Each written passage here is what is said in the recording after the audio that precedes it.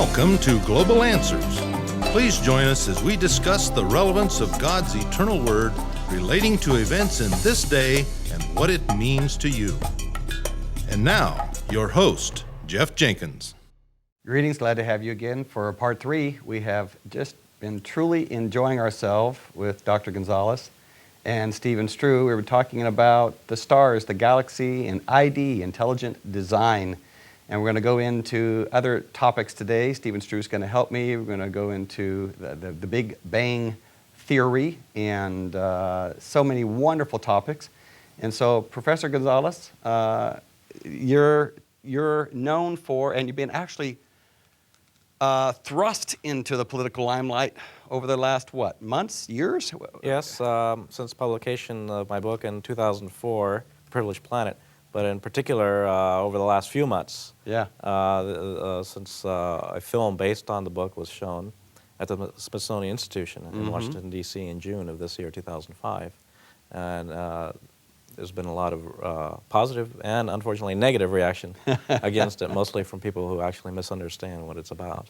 One of the statements that I remember Carl Sagan making, and when we finished the last broadcast, we were talking a little bit about this, the search for extraterrestrial intelligence, the SETI program, and there was a popular film called Contact, based on that, on the idea that we might discover evidence for extraterrestrial intelligence outside of our Earth and obviously even beyond our galaxy.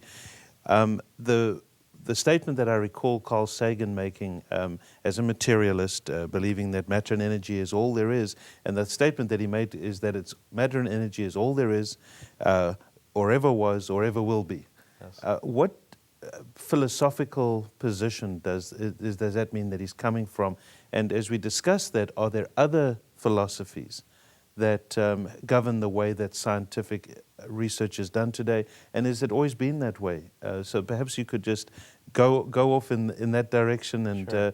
Talk about the historical context. Why was Carl Sagan so popular, and why were these ideas so popular, and where did things change if they did change? Well, Carl Sagan, yes, in his dictum, "The cosmos is all that ever was, or is, or ever will be," was stating very poetically and very succinctly the idea called scientific materialism, that basically everything we see around us is explainable in terms of just the impersonal laws of nature and atoms bumping with atoms. But it wasn't always this way. Science, I think, took a wrong turn, a detour around the 20th century. But it wasn't like that for centuries before. In fact, science and religion, science and theology, if you want to put it that way, were friends for several centuries before they came into apparent conflict, as exemplified by Carl Sagan's views.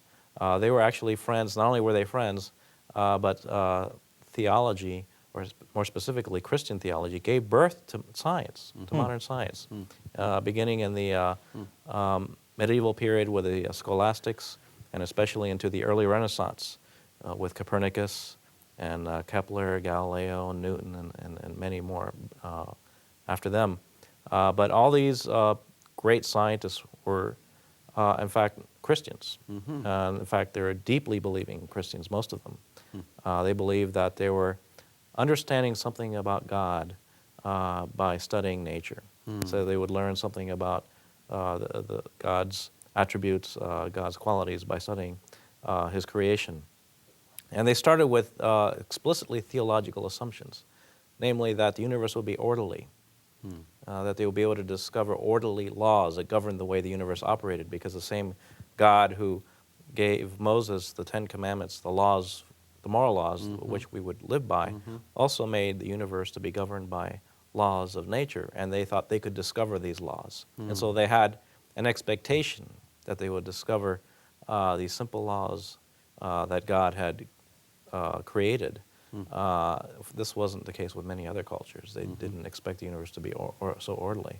Not only that, because we're created in the image of God, we could trust our faculties. We have rational minds, and so we could understand the universe. And so the universe is orderly and intelligible. And so they had great confidence that this new enterprise that they were engaging in called science would be a successful one. And in fact, science only arose once in human history. It was in Christian Western Europe in the early Renaissance period. No other culture produced science. And historians today and philosophers of science are pretty much unanimous in their agreement that deeply theological assumptions underwrite modern science, and that explains why it was able to arise in Western Europe and nowhere else. No other belief system had the right set of assumptions to lead them to think that they should be successful in their doing science. Okay. So Christianity embraced science then, and today science opposes the Christian concept of a That's right. creator. That's kind of ironic. It is ironic, and it's backwards, it seems. It is, yeah. Unfortunately, history took a wrong turn, especially with the rise of Enlightenment rationalism in the later Renaissance and into the 19th century. The idea that progress comes only to the extent to which we rid ourselves of all religious beliefs. And so they were actually, Enlightenment rationalists and historians in the 19th century, rewrote history. How They actually started up a bunch of myths that are still with us today. The myth that most educated people in the medieval period and the Renaissance, early Renaissance, believed in a flat earth, for example, or that the church is the one who started the idea of a geocentric earth.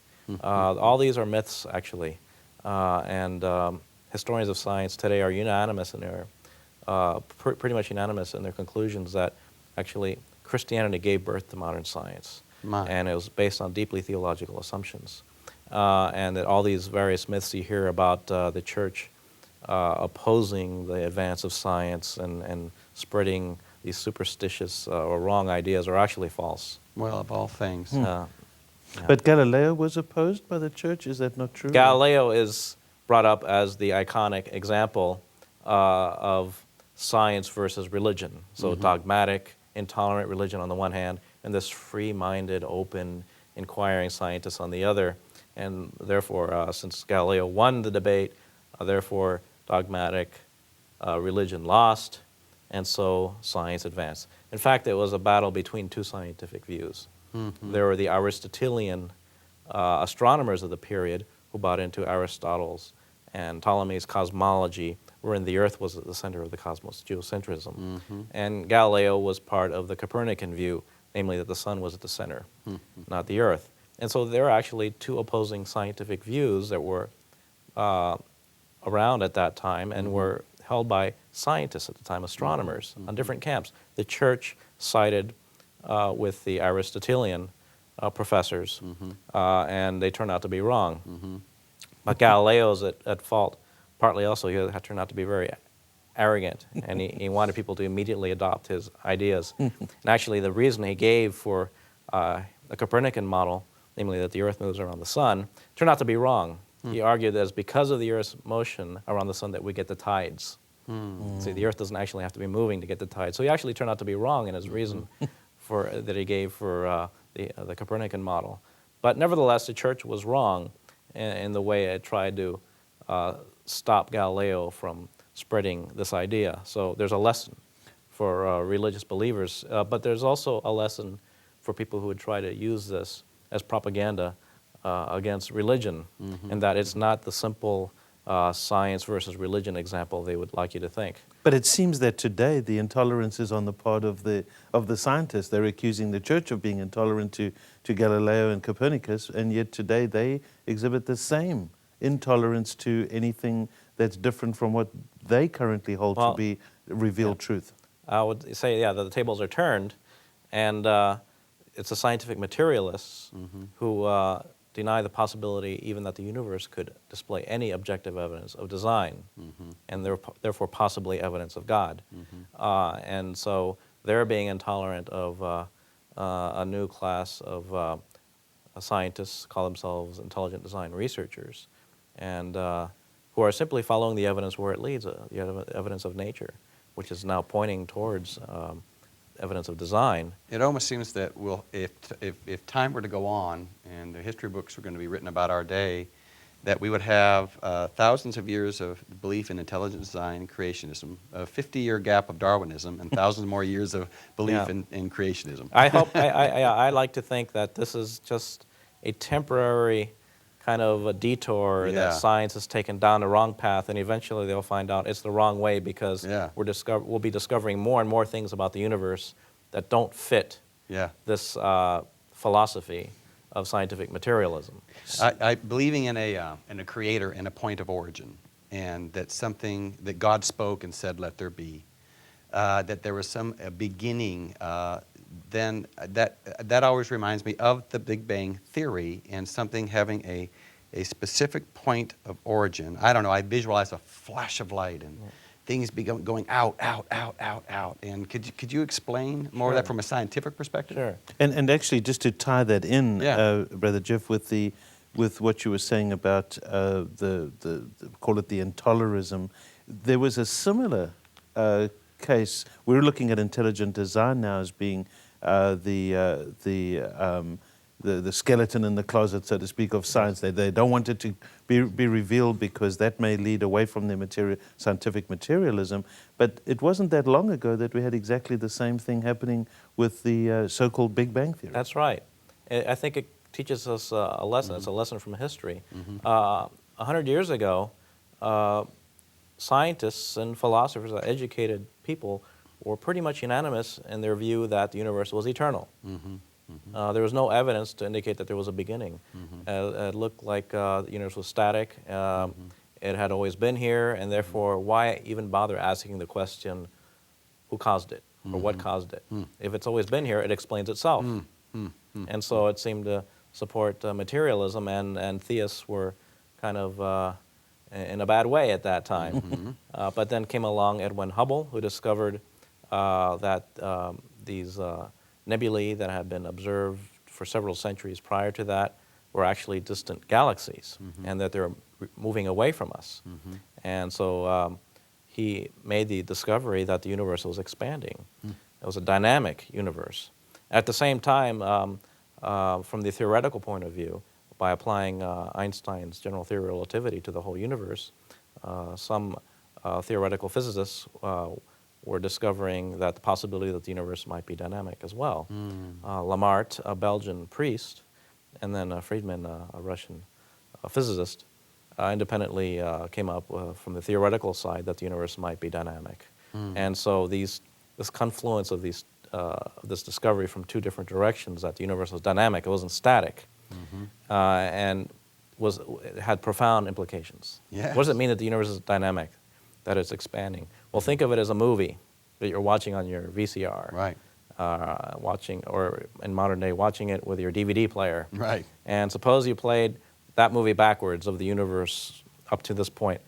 Well, instead of expanding, as you play the tape or the DVD backwards, it starts contracting, right? Yes. You watch the universe contract. You reach a point eventually where it just contracts to a point and then nothing. So there had to be a beginning, in other words. A dynamic, expanding universe implies that the universe had a beginning. Wow, what a profound discovery. Yeah. That was the greatest paradigm shift in all of science. The discovery, going from the belief that the universe was eternal Right. to the discovery that the universe has an age. You can actually study the question of an age to the universe scientifically.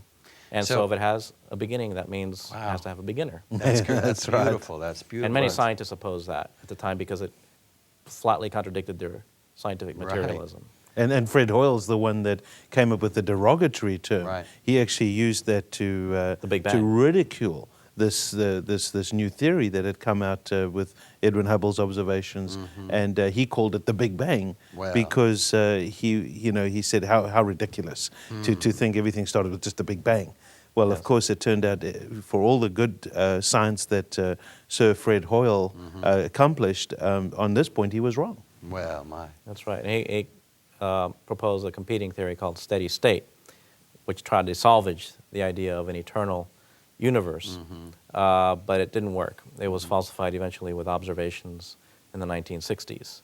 Although he never actually gave up on that theory, even kept it to his death, even though just about every other cosmologist on the planet has already discarded it. So, can we, or this is a question for you for sure, If we could play the DVD back, can science then determine the basic age of our universe? Yes. Okay, that's So interesting. today we actually think we have a pretty good estimate for the age of the universe. It's about 13.7 billion years, give or take about 0.1 billion years. It's amazing we can have such precision Yes. in determining the age of the universe, and that's because we can discover things about the universe very effectively. So there's Because- not so many variables and things so random. That's right. Everything is Ordered. It's so It's, orderly. it's such an ordered universe that we Yeah. can ask questions such as, what is the age of the universe? I mean, imagine that's a kid, when, small kids, the kinds of questions they ask are, where did I come from? Right. How long have you been here? How long have I been here? Yeah. These are the kinds of questions, fundamental questions that Yeah. are often asked by children. Yeah. Well, this is one of the most fundamental questions you can ask. Did the universe always exist, or did it come into beginning sometime in the finite past? And when did that happen? It's amazing we can even ask the question and answer it with the expectation that we can answer Oh, it. that's absolutely incredible. So they do that with what, computer model?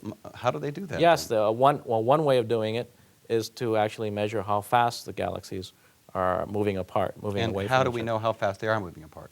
You can measure it with a technique called the Doppler method. And it's like listening to a train that's going by or an ambulance that's going by. As it's coming towards you, the siren sounds like a higher pitch. As it's going away from you, the pitch sounds a bit lower. And the same thing happens with light. So we could just measure this by studying the light from the distant galaxies. And we can measure how fast they're moving towards us or away from us. And almost all of them are moving away from us. So they're red-shifted, as it's called. Okay. And so from that, you can get how fast the universe is expanding, and then we can measure the distances. Wow. And we can measure the distances using what's called astronomical standard candles. And again, that also didn't have to be that way. Right. The existence of standard candles.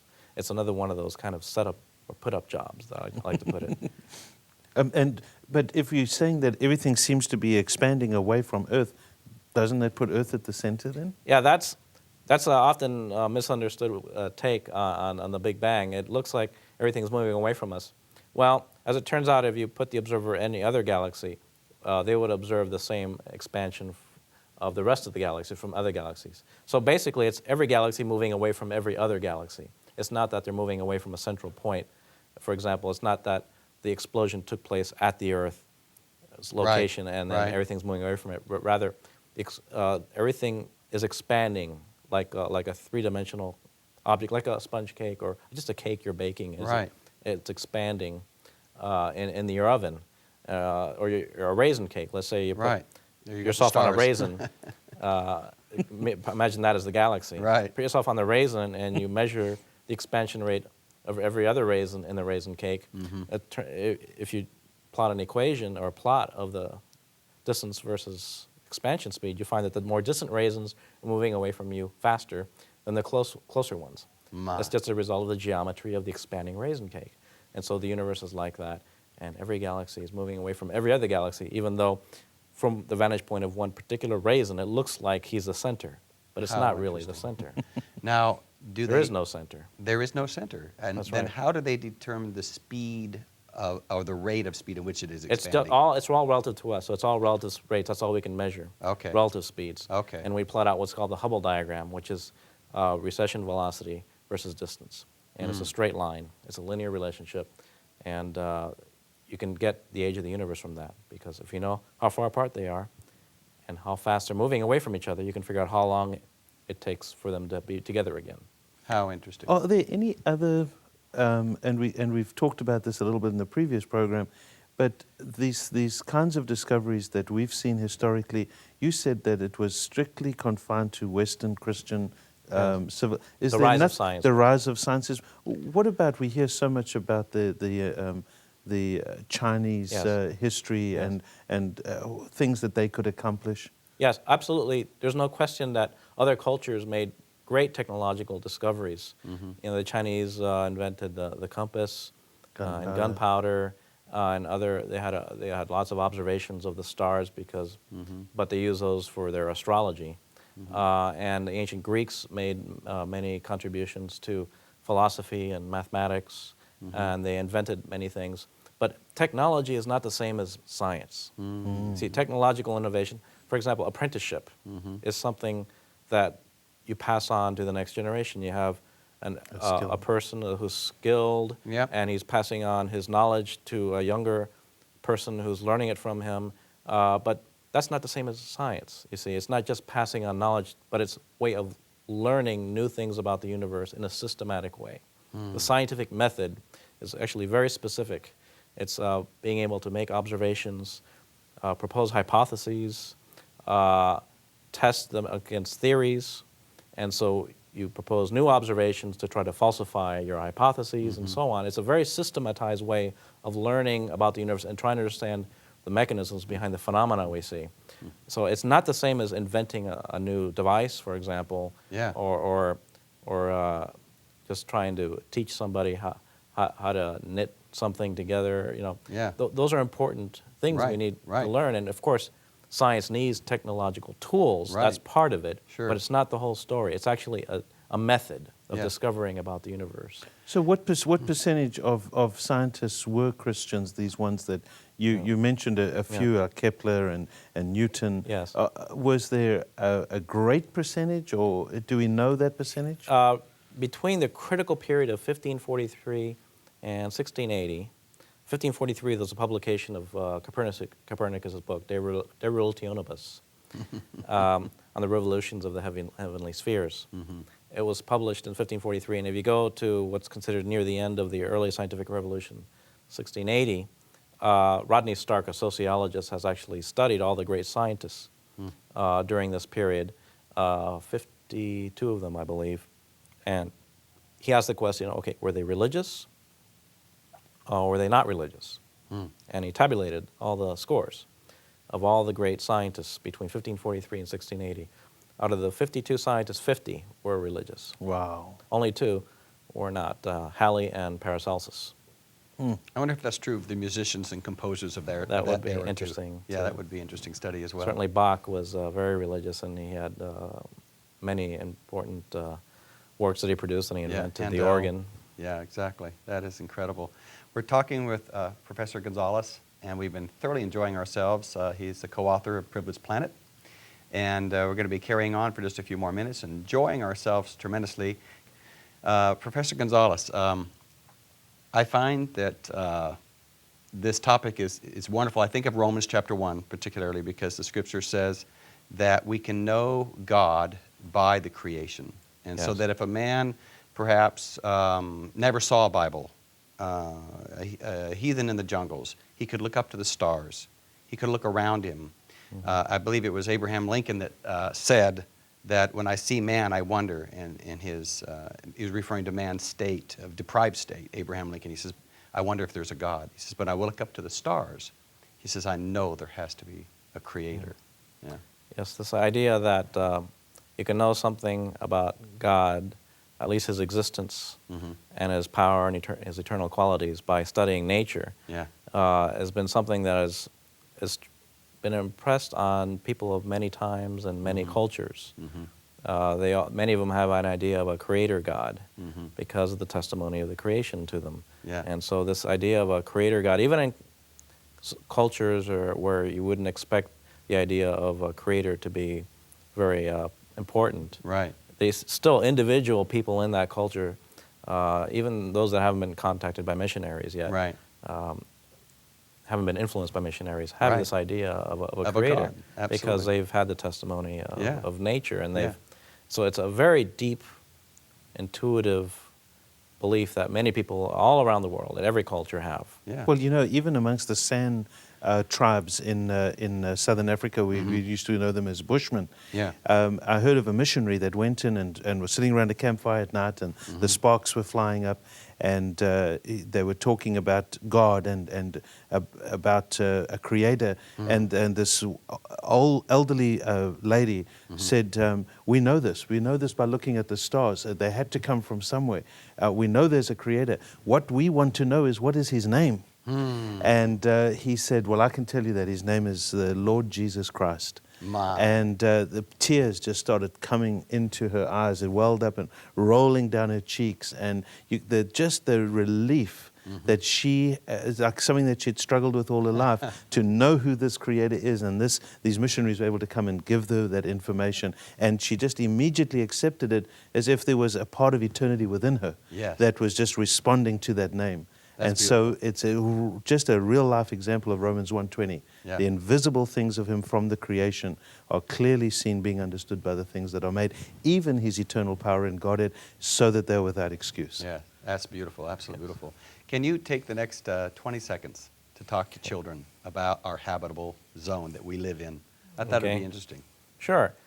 We live in a habitable zone, not only around the sun, where we can have liquid water on the surface of a planet, but we live in a habitable zone in the galaxy, where you can have a civilization at just the right place in the Milky Way galaxy, where it's not too dangerous, and yet you have enough building blocks to build a planet like the Earth. How wonderful. It's been great. We've had 3 sessions so far, and we're very glad that you can be in tune with us. God bless you, and we'll see you next week. This program concludes our series of 3 with Professor Gonzalez on our unique planet called Earth. This has been a special place that God has designed to place His children for child training, to gain character development and to learn to trust and have faith in Him. There will be a people that will rule and reign with Christ on this earth when He returns as the Son of David to be the King over the whole earth. He will have a queen that's going to be His bride, the true church. And so this series of programs is to help you establish you can be part of that group to rule and reign with Christ for all of eternity. See you next week.